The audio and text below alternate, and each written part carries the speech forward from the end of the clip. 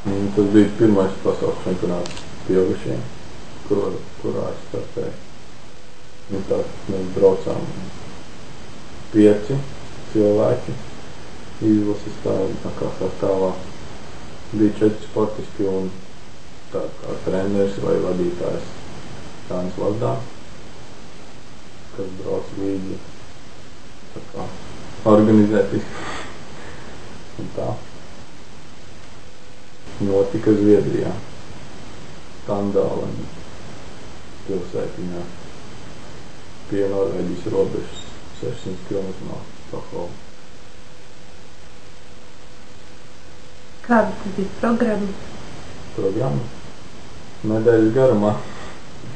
Ar sprintu sākumā, pēc tam bija vidējā, tad jauktā stafete, kurā mums nebija komandas, jo nav ziemas izlasē nevienas sievietes.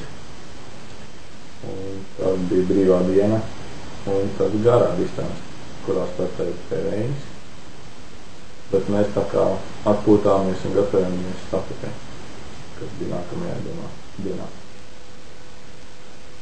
Kur tu piedalījies, kurās distancē? Es piedalījos sprintā un vidējā, kā arī stafetē. Kāds tev bija mērķis sprintā? Tas ir grūts jautājums. Īstenībā es nezināju, uz kādu vietu tēmēju. Es vienkārši centos nobraukt pēc iespējas labāk.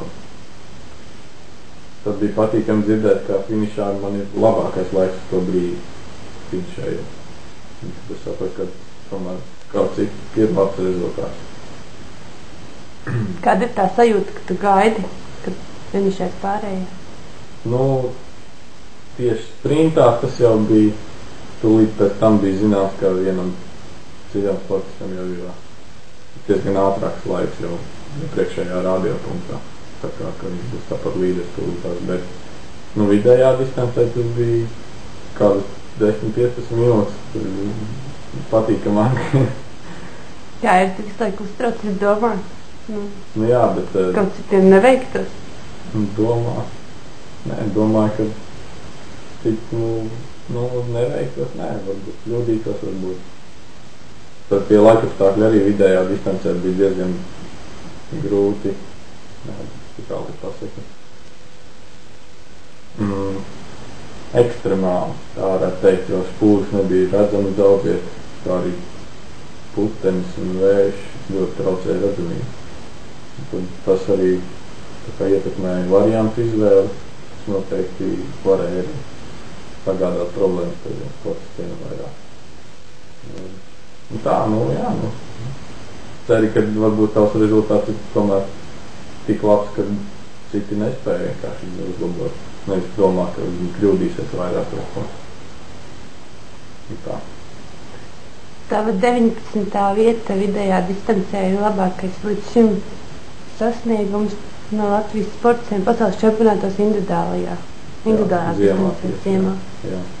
Pirms čempionāta es īstenībā tik augstu nemērķēju. Es īstenībā nezināju, kāda man uz to brīdi ir sportiskā forma pēc slimošanas un mēģināju parādīt pēc iespējas augstāku rezultātu. Pēc sprinta es sapratu, ka nākošajā dienā vajadzētu būt labāk, bet tā kā sākās tas putenis un sniegs, tas rezultāts bija labāks, bet es pēc finiša vidējās zināju, ka varēja tomēr vēl labāk. Tas ir kā labs rezultāts priekš Latvijas, bet priekš sevis es zināju, ka varēja arī labāk. It kā priekš pirmā čempionāta arī it kā labi, bet zinot to, ka pats īpaši tā nebija ļoti apmierināts par to. Kā tev šķiet, vai tu esi spēcīgāks par saviem priekšgājējiem vai vienkārši konkurence šogad bija mazāka? Par konkurenci gan negribētu teikt, ka bija mazāka, bet par priekšgājējiem es domāju, ka es uzskatu, ka viņi trenējās noteikti ļoti nopietni tik un tā, ka tie rezultāti arī bija sasniegti pēc ilgiem treniņiem, tā liela darba.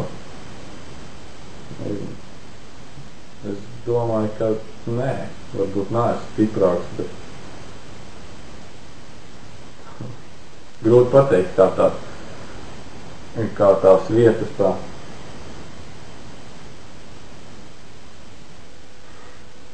Nu, kas uzvarēja vidējā distancē? Vidējā distancē uzvarēja Stefans Tuns. No Somijas? Jā. Nu, kā tu, teiksim, salīdzinot viņu ar sevi? Nu, vai tu kādreiz, teiksim, saredzi tādu iespēju būt tikpat ātrs, nav augsts Īstenībā pēc šī čempionāta rezultātiem es saredzu diezgan lielas iespējas. Vēl daudz, kur man ir kur pielikt trenēšanās ziņā. Es domāju, ka jā, būtu iespējas noteikti. Nākošais gads Eiropas čempionāts būtu mērķis droši vien tagad, ja es tā domāju, 10, ja izdosies viss treniņus un tā tālāk saplānot un tā. Un nebūs kaut kādas slimības un tā viss veiksies, tad domāju, ka vajadzētu būt 10 Eiropas čempionātā un tālāk uz pasaules čempionātu. Atšķirībā no kaut kādām naudām un iespējām vajadzētu tiekties uz 6 un augstāk. Jo es redzu, ka to var izdarīt īstenībā pēc tā kārtējā čempionātā nostartēja ar īstenībā diezgan mazu ieguldīt darbu. Kas tev būtu tā kā vairāk jādara, pie kā jāpiestrādā? Vairāk jāpiestrādā droši vien, ka vasarā riteni, rolleriem, darētu arī kādas nometnes uz pirmo sniegu, kā arī vairāk droši vien laika tieši treniņiem, jo izbraukāt skolu un pēc tam vēl trenēties uz diezgan problemātiski. Kādas, teiksim, ir to pasaules elites klases sportistu priekšrocības, salīdzinot ar tevi, ar tavām treniņu iespējām? Viņiem ir, protams, kaut kāds finansējums vairāk, bet nevar teikt, ka viņiem tāpatās ir baigi daudz finansējums priekš treniņiem, bet viņi, kas ir tie pasaules klases, tie dzīvo Zviedrijā, Somijā, Norvēģijā, Krievijā, kur sniegs ir ilgāku laiku. Trases arī, vasaras trases kaut vai ir daudz attīstītāks un iespējas trenēties. Latvijā tās tikai pāris trases, kurās var vasarā trenēties normāli. Mums tām vēl jābrauc. Un ziemā, protams, kaut kādas droši vien ir viņiem vairāk izlases, kaut kādas nometnes un tā, un gatavošanās. Viņiem arī droši vien kaut kādu iespējams, es tā precīzi nezinu par to finansējumu, ka droši vien īpaši viņi nestrādā nekur vai arī nemācās, vai arī mācās kaut kur tā neklātienē vairāk un trenējās vairāk un profesionāli. Kā domājiet, pasaules čempionāts būtu noticis, piemēram, Priekuļos vai Madonā vai Alūksnē, kur kaut vai, tur, kur bija Latvijas čempionāti šogad, vai tu būtu tā kā ticis augstākā vietā, tev būtu kādas priekšrocības? Priekšrocībām grūti tas spriest. Es domāju, ka ka tas īpaši neietekmētu rezultātu. Varbūt, bet visi jau māk orientēties tādi augstos sportisti. Visi ir bijuši dažādās kartēs un starpēc dažādās sacensībās, dažādās valstīs. Latvijā jau nav nekāds īpašs tur reliefs vai kaut kas tam līdzīgs. Un tad tev Zviedrijas reliefs un, teiksim, kartas nesagādāja nekādas grūtības? Šajā gadījumā, nezinu, par grūtībām. Grūtības īpaši nesagādāja. Bija vienīgi tas, ka savādāk tādēļ, ka tā bija viena kalna nogāze. Bišķi bija jāmaina domāšana, variantu izvēle, lai vairāk būtu jābrauc pa lielajām spūrēm pret kalnu nekā pa mazajām. Un tieši variants, lai kā arī, pieņemsim, kā free touch sistēma emitam. Dod ļoti lielu laika ieguvumu, ja tu paņem punktu un braucot cauri, jau brauc uz nākošo, nevis apstājies un griezies atpakaļ. Un tas arī īstenībā variantu izvēli izmaina, ja ir diezgan līdzīgi varianti. Un kā arī ir tas punkts jāņem no kalna braucot vai arī kalna augšā braucot. Tā ir atšķirība mazliet. Tu minēji, ka gan reiz visas distances bija ļoti grūti redzamība un tāpēc no kalna. Jā, redzamība bija gan vidējā, gan stafetē diezgan apgrūtināta. Sprintā bija saulains un tur nebija problēma, bet vidējā bija strakā. Brilles neizmantoja, jo nebija, tāpēc nācās slēpot beidz. Līdz ar to vidējā bija ļoti liels putenis, vējš, un tieši, kā sacīt, jāsaka, vējš bija pretī, un tā kā pret tevi, tad, kad tu brauc. No kalna braucot pretī, pret to nogāzi tieši viņš tā kā nāca augšā no ielejas. Un līdz ar to tas sniegs un vējš, un tu brauc pretī, tad bija liela atšķirība ātruma un viss sitās acīs un bija ļoti jābremzē, lai vispār kaut ko redzētu. Jo sanāk, tu brauc, kam ir tā uz aklo no kalna daudz. Kā arī špūris bija daudz ļoti aizputināts un varēja tikai nojaukt, kur viņa aptuvenība. Vai, teiksim, bieži iebrauci ārpus špūris? Bija reizi, bet par laimi īpaši nekur nenokrīt. Bija arī pāris kritieni, bet tās bija tādas vietas, kur jau bija citi arī krituši. Varbūt, ka citiem, teiksim, gāja vēl grūtāk un šoreiz tie nelabvēlīgi apstākļi bija tavā pusē, izrādās.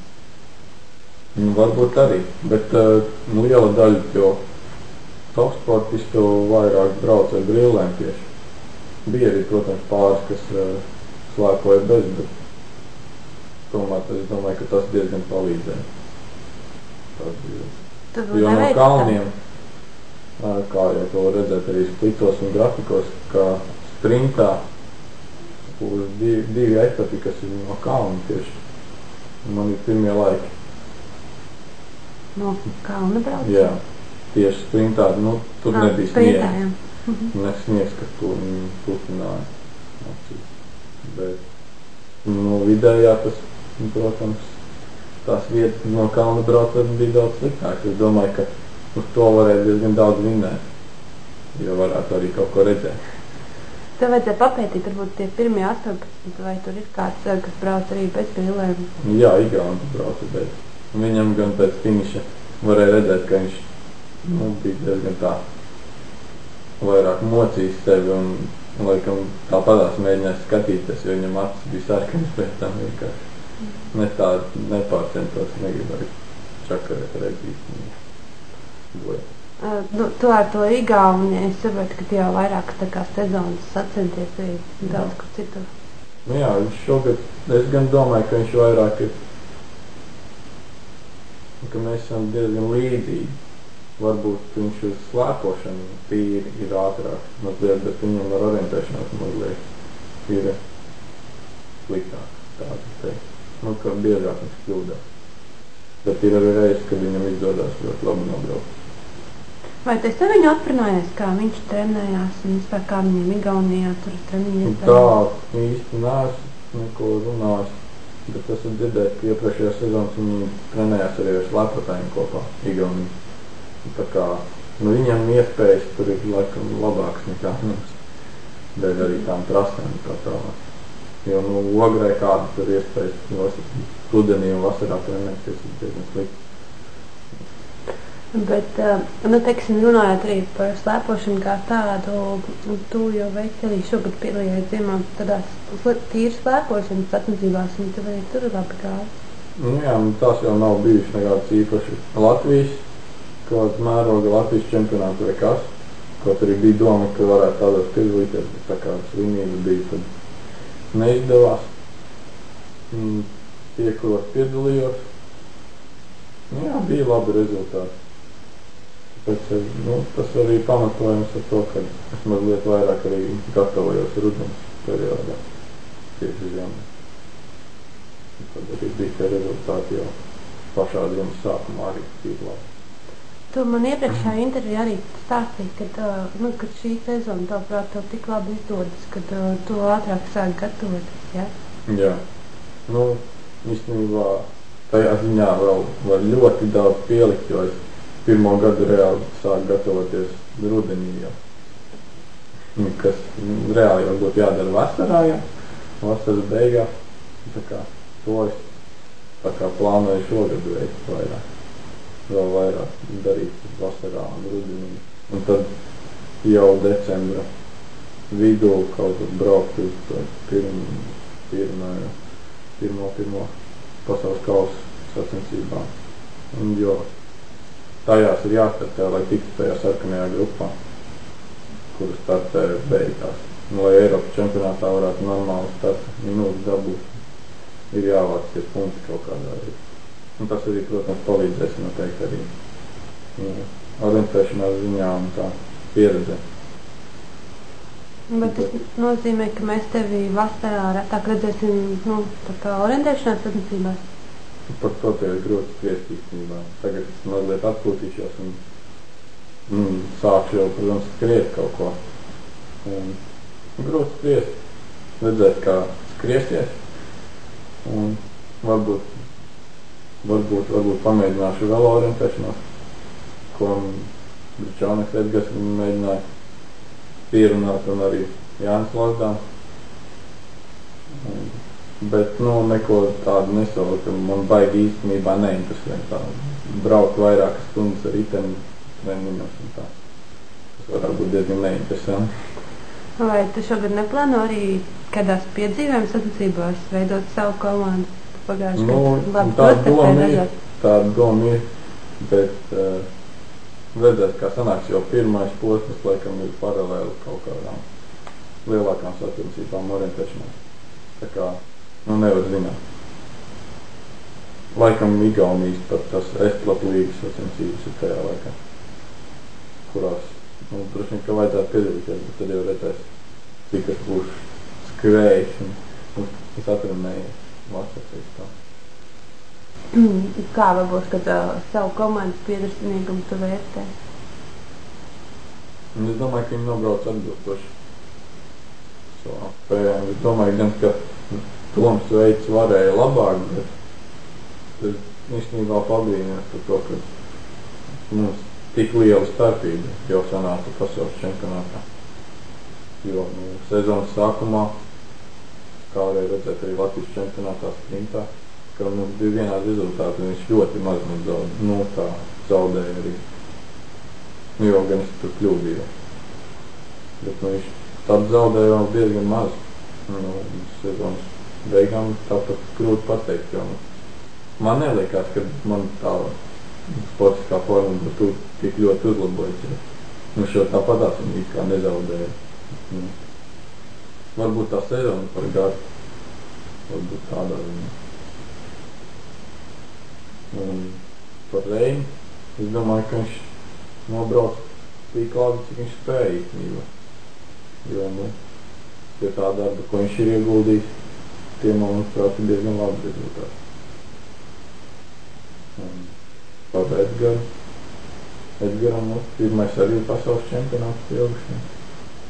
Un rezultāti atzīstam, es domāju, ja viņš jau ir tā kā Toma līmenī, tad uz nākošo gadu vajadzētu dabūt vēl trešo, kaut kādu jaunāku ziemas orientierus, kas cītīgi gatavotos un Eiropas čempionātā varbūt varētu kādu labu vietu tāpēc arī dabūt. Ja nē, tad mēs tur brauksim droši vien. Tāpatās, droši vien Toms arī brauks, bet jā, Jānis Lozdāns jau grib tādu kā jaunāku sportistu atbalstīt un tad arī meklēt sponsorus un tā. Vai ir jau kāds, teiksim, tavā skatījumā tev, padomā, kas varētu no jaunajiem būt? Protams, tas varētu būt Raivo, bet viņam tās vēlmes savādākas pavisam. Es domāju, ka daudz noteikti piekrist, ka noteikti viņš būtu labs. Nemaz sliktāks par mani vai Edgars. Bet, jā. Bet viņš? Bet viņš skrien un gatavojas Latvijas sezonu. Bet, jā. Ja tas tad diezgan tādā ziņā atšķirīgi, ka tev vairāk tā ziema viņam vasaras sezona? Tas ir tagad tā. Senāk jau bija pavisam otrādā. Tas bija 2006. gads, kad bija Ivanova Eiropas jauniešu čempionāts. Tur bija arī junioru un arī laikam Eiropas čempionāts jaunušiem, kurš arī būs tagad tur patās nākošajā gadā. Jā, un tad bija tā, ka viņš vairāk trenējās ziemā. Un tad arī viņš sasniedz to 4. vietu jauniešu. Kad viņš bija pat laikam 2. vai 3. vecāks. Jaunākais gads, tā kā sanāk. Viņam vēl bija. Tad viņš gatavojās vairāk ziemē. Vasarā viņam bija tā. Tad viņš bija baigi aizrāgās uz ziemas. Slēpošana tieši. Orientēšanās arī. Bet, tad tā kaut kā tas mainījās. Tagad man ziema vairāk patīk un viņam vairāk vasara. Nezinu, taču varbūt arī tādēļ, ka vienā sezonā mēs tā kā nevēlamies baigi konkurēt, kaut gan tas tā es neesmu domā. Vienkārši tas tā kaut kā ir sanācis. Bet tā ir, tu tā neizdomājies, bet tā ir, ka jums nepatīk tā brāļiem konkurēt arī vienā distancē? Nē, ja es mīnēju, tad nav problēma. Ja pagājuši, kad tā kā bija, viņš vienmēr, pagājuši, kad viņš reāli bija stiprāks kā es, bet bieži vien viņš man zaudēja, dēļ kļūdām un tā tālāk. Par to es mazliet apsmēju. Bet, jā. Bet tagad viņš ir diezgan daudz pielicis, manuprāt, orientēšanās ziņā, un šajā gadā būs ir tā pagrūtāk ar to apskriešanu droši vien. Tīri uz kaut kādiem iepriekšējiem, nezinu, sasniegumiem, treniņiem tā tālāk.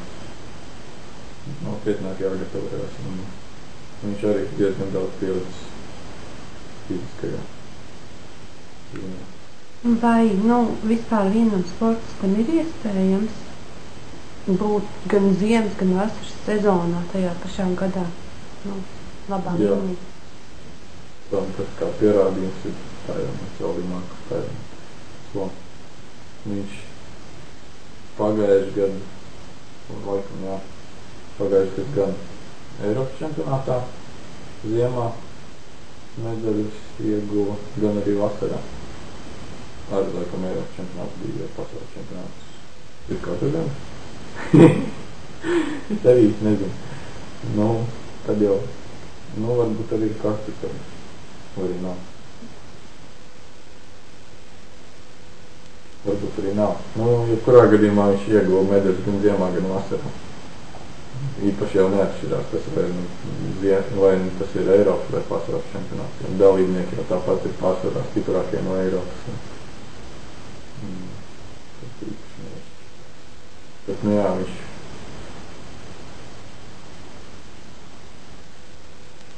grūti spriest, kas trenējas vairāk par viņu. Jo ziemā, kad palasīja viņu blogu, tad viņam pārsvarā bija 3 treniņu dienā. Kilometrāžu slēpēm un skrienot bija milzīgi. Bija pat laikam lielākā nedēļa, kurā viņš trenējies, bija stundu ziņā, tas bija nedēļā kaut kādas 48 stundas. Tas ir nezvanīgi daudz īstenībā. Viņš arī laikam tik var noprast neko citu daudz arī nedara. Jo tas vienkārši, manuprāt, nav iespējams. Viņam droši vien kaut kāds finansējums. Vai arī vecāki bagāti, vai kā lai to pateikt. iespējas viņam ir. Ar kur no tiem sportistiem tu visvairāk gribētu satikties un tā kā aprunāties? Droši vien interesanti būt ar tēvu. Jā, viņš jau gan drīz tā kā tāds paraugs būtu. Pēc tā kādu darbu viņš iegūda cenšoties sagatavoties gan ziemas sezonai, gan vasaras. Un tad tas viss darbs ir arī mērķtiecīgi un sabalansēts, lai nepārtrenētos un nesabojās ar veselību. Protams, es nezinu, ko viņš lieto tā ikdienā vēl papildus visādi atjaunošanās dzēriens un tā tālāk, bet enerģijas. Noteikti, ka tas ir jālieto savādāk, ka to nevar tik daudz trenēt. Kāds būtu tas jautājums, ko tu viņam ļoti gribētu pajautāt? Tā mēs domāju. Un tev pēkšņi rastos tāda iespēja. Kā viņš droši vien varētu pajautāt, kā viņš tik līdz tādam līmenim, ka droši vien treniņu plānu viņš neatklātu, bet, kā pakāpeniski, cik ilgā laikā viņš uztrenēja sevi, lai varētu augstu rezultātu sasniegt gan vasarā, gan ziemā. Un kāds ir tavs paldies? Varbūt arī par tehniku, tieši orientēšanās, varbūt ziemā tāda īpaša, jo tā es neesmu īpaši tādu dzirdēt neko. Protams, vasarā ir dzirdēts un dažādi tas vairāk tehnikas kādas izmanto pēc sporta. Par ziemas varbūt kādi knipi kaut kas tam ir, ko es neesmu pamanījuši, iedomājis. Kāds ir tavs favorīts no vasaras orientēšanās?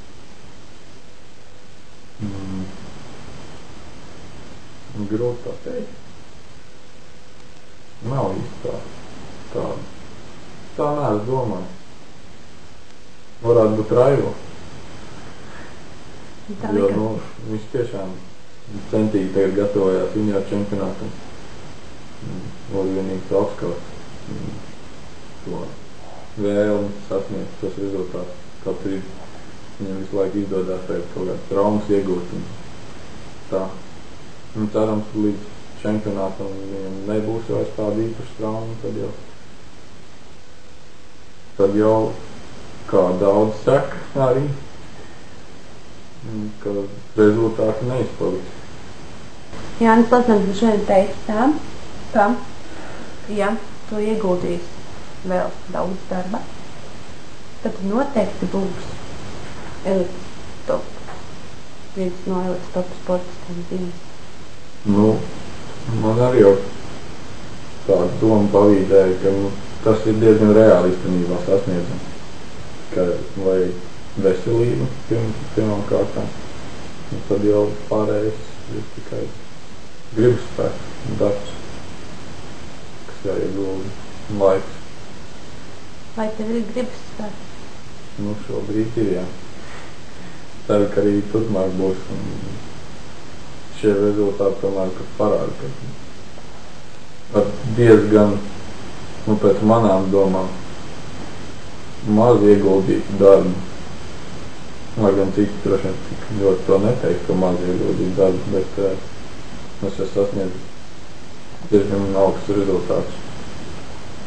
Jāsaka, ka šajā sezonā es esmu noslēpojis, ja salīdzinu ar visiem pārējiem šā brīža izlases dalībniekiem, vismazāk kilometrus. Tas ir grūti izskaidrojams, kā tad es sasniedzu augstākus rezultātus stipri un noslēpojot mazāk kilometrus. Tas ir. Kā to izskaidrot, nezinu. Bet gatavs strādāt vai? Varbūt tas ir tieši tas gribas spēks un vēlme parādīt arī, pēc iespējas augstāku rezultātu, lielāks gribas spēks un piespiešanās spēja tieši tajā distancē. Varbūt tas.